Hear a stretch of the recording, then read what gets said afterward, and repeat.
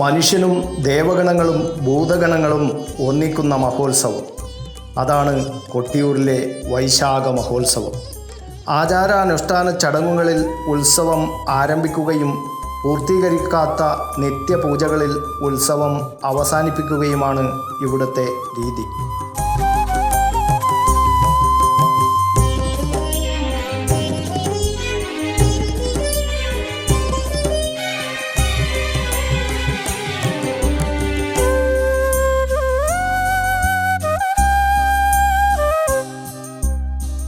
ഐങ്കരദേവ ഗജാനന ശങ്കരതനയ വിനായക.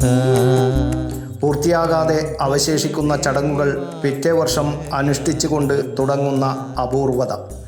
ചോതിനാളിൽ നെയ്യാട്ടത്തോടെ തുടങ്ങുന്ന വൈശാഖ മഹോത്സവത്തിൽ പിറ്റേ ദിവസം വിശാഖം നാൾ മുതൽ ഉത്രാടം വരെ ദേവന്മാരുടെ ഉത്സവവും, തിരുവോണം മുതൽ ആയില്യം വരെ മനുഷ്യരുടെ ഉത്സവവും, മകം മുതൽ പിന്നീടുള്ള ദിവസങ്ങളിൽ ഭൂതഗണങ്ങളുടെ ഉത്സവമാണെന്നാണ് സങ്കല്പം.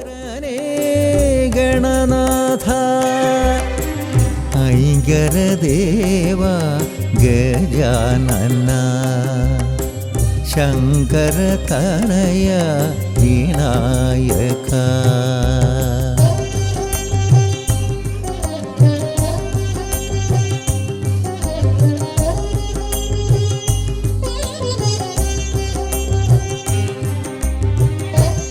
മകം നാളിൽ ആനകൾ മടങ്ങി ശ്രീകളും വാവലി കടന്നതോടെ വിശേഷവാദ്യങ്ങളും പിൻവാങ്ങി.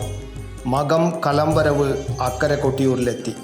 ഗൂഢപൂജകളുടെ നാളുകളിലൂടെയാണ് വൈശാഖ മഹോത്സവം കടന്നു പോകുന്നത്.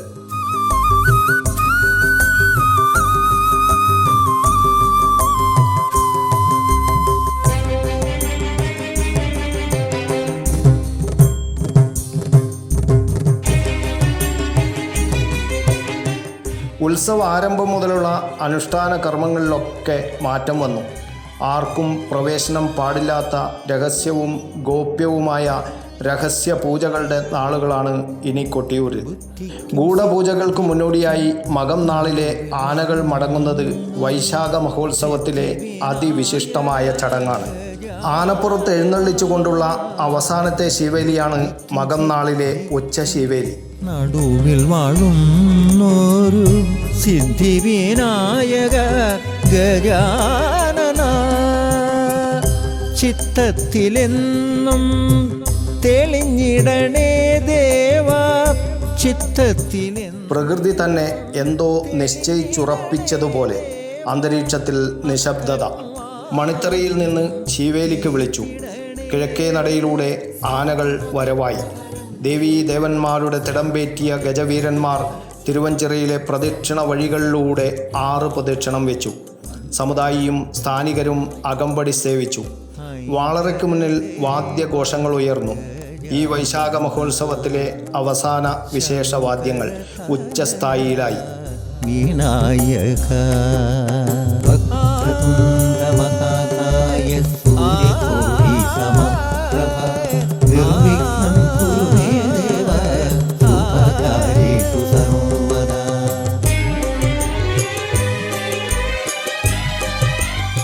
ഹരിഗോവിന്ദ വിളികളാൽ തിരുവഞ്ചിറയും പരിസരവും മുഖരിതമായി.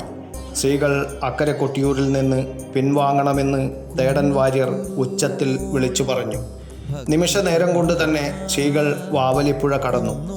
ശിവേലി കഴിഞ്ഞ് ദേവീ ദേവന്മാരുടെ തിടമ്പുകൾ അമ്മാറക്കൽ തറയിലും മണിത്തറയിലും ഇറക്കി വെച്ചു. തിരുവഞ്ചിറയിൽ ഗജവീരന്മാർ മണിത്തറക്കും അമ്മാറക്കൽ തറക്കും 3 പ്രദക്ഷിണം വെച്ചു. ആദ്യം കിഴക്കേ നടയിലും പിന്നെ പടിഞ്ഞാറേ നടയിലും ആനകൾ നമസ്കരിച്ചു.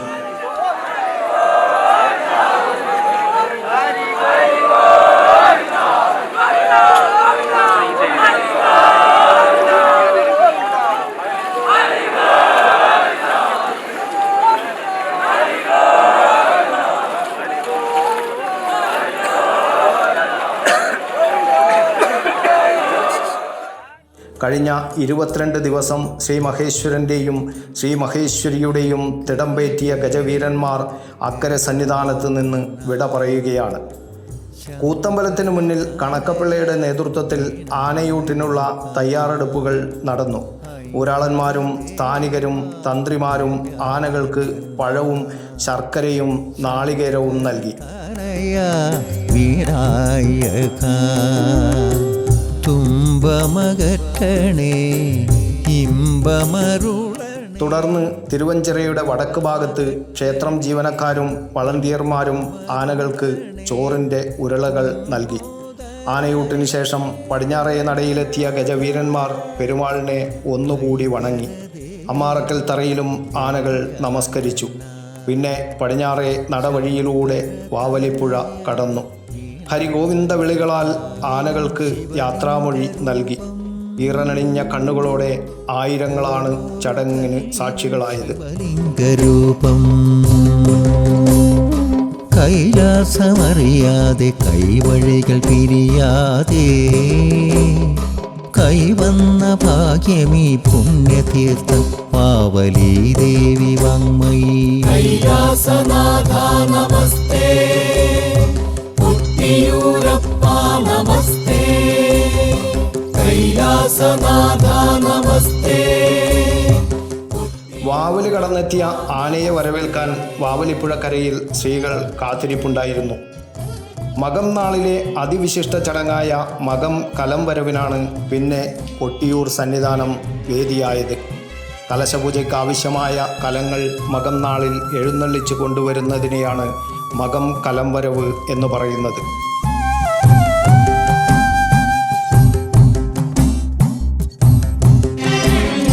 പാദങ്ങൾ കഴുകും തോഴിയല്ലേ. മുഴക്കുന്ന് നല്ലൂർ വയലുംകരയിലെ നല്ലൂരാൻ സ്ഥാനികൻ്റെ നേതൃത്വത്തിലുള്ള സംഘം മകം നാളിൽ സന്ധ്യയോടെ കലം എഴുന്നള്ളിച്ചുകൊണ്ട് ഗണപതി പുറത്തെത്തി. അവിടെ നിന്ന് പച്ചിലകൾ മാത്രം ധരിച്ച് മേലാകെ ഭസ്മം പൂശി കലവുമായി ഇക്കരെ കൊട്ടിയൂരിലെത്തി. ഇക്കരെ കൊട്ടിയൂർ ക്ഷേത്രനടയിൽ കലം താഴ്ത്തിവെച്ച് അട്ടഹാസം മുഴക്കി. തുടർന്ന് കലവുമായി വാവലിപ്പുഴ കടന്ന് അക്കരെ സന്നിധാനത്തെത്തി. കരിമ്പനക്കൽ ചാത്തോത്ത് കയ്യാലയിലെത്തി കലം അവിടെ ഇറക്കി വെച്ചു. മണിത്തറയിലെത്തി പ്രസാദം സ്വീകരിച്ച് കയ്യാലയിലേക്ക് തന്നെ മടങ്ങി. മണിത്തറയിൽ ഒരു സ്ഥാനിക ബ്രാഹ്മണൻ മാത്രമാണ് ഉണ്ടായത്. പുറം തിരിഞ്ഞിരുന്നാണ് കലം എഴുന്നള്ളിച്ച് കൊണ്ടുവരുന്നവർക്ക് പ്രസാദം നൽകിയത്.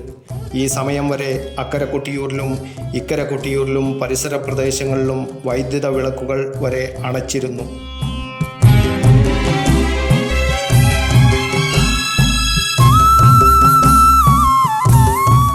കലം വരവ് സമയത്ത് ആരും പുറത്തിറങ്ങിയില്ല.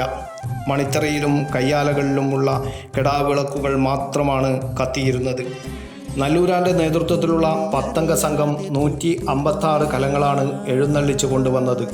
ഇതിൽ 142 കലങ്ങളാണ് പൂജക്കായി എടുക്കുന്നത്. മകം, പൂരം, ഉത്രം എന്നീ നാളുകളിൽ രാത്രിയിലാണ് കലപൂജ നടക്കുന്നത്. ഈ നാളുകളിൽ ശിവഭൂതഗണങ്ങൾ അക്കരെ സന്നിധാനത്ത് എത്തുമെന്നാണ് വിശ്വാസം. ഒരു പുണ്യമുണ്ടോ ഒന്നു ഞാൻ നിന്നിൽ കുളിച്ചു വന്നാൽ പിന്നെ ഈ ജന്മം എത്രയോ ധന്യമായി. കൈലാസമറിയാതെ കൈവഴികൾ പിരിയാ. അക്കരെ കൊട്ടിയൂരിൽ താന്ത്രിക വിധിപ്രകാരമുള്ള നിഗൂഢ പൂജകളാണ് ഇപ്പോൾ നടന്നുവരുന്നത്. അത്തം നാളിൽ 4-ാമത്തെ ചതുശതം ഭഗവാന് നിവേദിക്കും. അത്തം നാളിലാണ് വാളാട്ടവും കുടിപതികളുടെ തേങ്ങയേറും നടക്കുക. കൊട്ടിയൂരിലെ സമാനതകളില്ലാത്ത വൈശാഖ മഹോത്സവം പരിസമാപ്തി ഘട്ടത്തിലേക്ക് നീങ്ങുകയാണ്. ശിവലിംഗരൂപം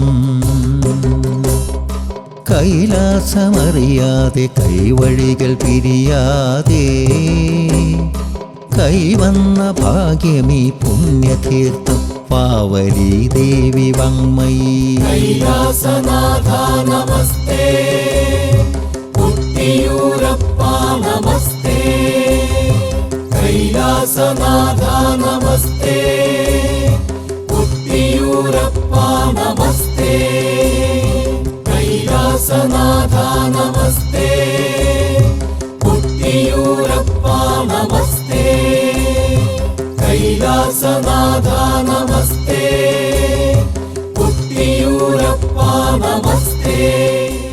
ദേവദാസൻ കരിപ്പാൽ, കണ്ണൂർ മീഡിയ.